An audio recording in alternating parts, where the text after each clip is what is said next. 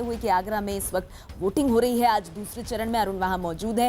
लेकिन अरुण, वापस ये दिग्विजय सिंह और साध्वी प्रज्ञा के बीच जो वॉर ऑफ वर्ड्स हो रहा है उसके ऊपर आते हुए कमलनाथ ने दिग्विजय सिंह को कहा था कि आप सबसे मुश्किल सीट से कॉन्टेस्ट कीजिए, और दिग्विजय सिंह ने कहा कि मैं चैलेंजेस लेने का आदी हूं, मैं उसमें सफल होता हूं। लेकिन अब साध्वी प्रज्ञा जो उनके सामने आ गई है, तो क्या वाकई में ये सीट मुश्किल हो गई है दिग्विजय सिंह के लिए?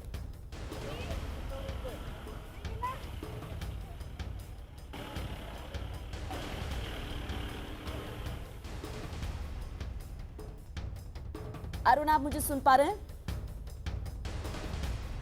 जी नेहा, आपने सही कहा कि कमलनाथ ने दिग्विजय सिंह को पहले ही कहा था कि जो सबसे कठिन सीट होगी, क्योंकि उनके जो गृह क्षेत्र की सीट थी वहां से वो आसानी से जीत सकते थे और उनका पहले लड़ने का इरादा भी वहीं से था।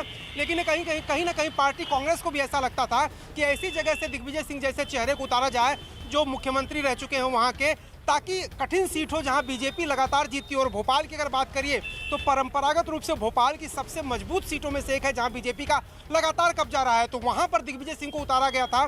दिग्विजय सिंह जब वहां से चुनाव लड़ने के लिए तैयार हुए थे तब उनको नहीं, जाहिर सी बात है, नहीं पता था कि चुनौती ऐसी आएगी। साध्वी प्रज्ञा ठाकुर कोई नेता नहीं है, उनको इस बात का एहसास और इम्कान नहीं था कि प्रज्ञा ठाकुर को लाकर बीजेपी इस तरह का गुगली डालेगी जिसमें वोटों के ध्रुवीकरण को रोकना मुश्किल हो जाएगा उनके लिए। और अब मुझे ऐसा लगता है कि बीजेपी की ये जो चाल, इस पे सवाल जाहिर सी बातें उठ रहे हैं। तमाम लोगों ने ट्विटर पे सवाल उठाए, तमाम नेताओं ने सवाल उठाए, लेकिन बीजेपी की चुनावी रणनीति के लिहाज से एकदम साध्वी प्रज्ञा ठाकुर एकदम फिट बैठती हैं भोपाल के परिदृश्य में, और सोच समझ के उनको लाया गया। नहीं तो जैसा कि मैं कह रहा था, शिवराज सिंह चौहान को भी अप्रोच किया गया और कैलाश विजयवर्गीय को भी अप्रोच किया गया, कई सारे नाम आए थे।